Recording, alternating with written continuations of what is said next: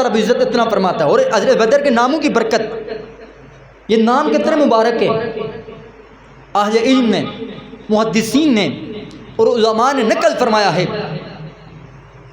کہ بہت سارے اولیاء اللہ کو، ذرا سننا، یہ جو 313 نام ہیں، بہت سارے اولیاء اللہ کو اللہ نے جو مقام ولایت عطا فرمایا ہے، یہ اہل بدر کے صدقے سے عطا فرمایا، ان کے وسیلے سے.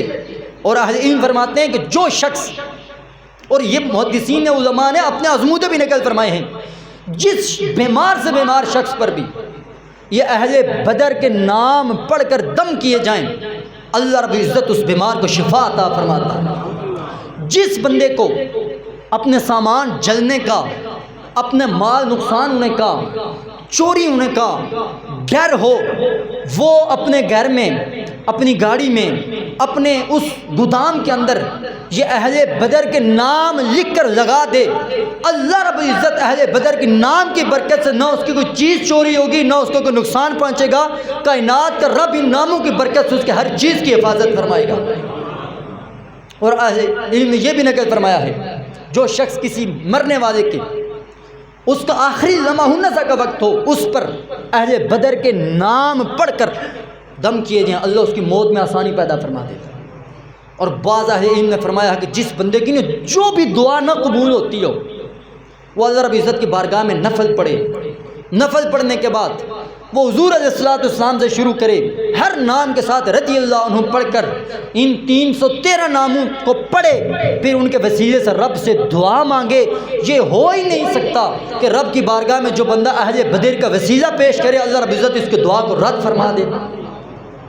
یہ اتنے بکمال نام ہیں، تو ان ناموں کو اپنے گھروں میں لگاؤ. ہزاروں لاکھوں روپے سیکورٹی گارڈ کو دینے سے پہلے یہ 313 نام یاد کر لو. یقین مانے اہل بدر کے ان ناموں کی برکت سے اللہ رب العزت آپ کے مال، گھر، عزت، ہر چیز کے حفاظت فرمائے گا. آپ اس کو پریکٹیکل کر کے تو دیکھ لیں.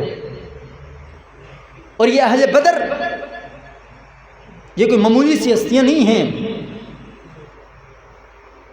سید اعلیٰ حضرت شاہ امام احمد رضا خان فاضل بریلوی آپ رحمۃ اللہ تعالیٰ علیہ نے، آپ نے جہاں پر مقام نقل فرمایا کہ کن کن مقامات پر دعائیں قبول ہوتی ہیں، کن کن اوقات میں، آپ فرماتے ہیں جب بخاری پڑھ رہے ہوں نا، تو بخاری کے مقام پر جب اہل بدر کے نام آ جائیں، بخاری پڑھتے پڑھتے وہاں پر آپ کیا کرو، اللہ سے ان ناموں کے وسیلے سے دعا مانگو.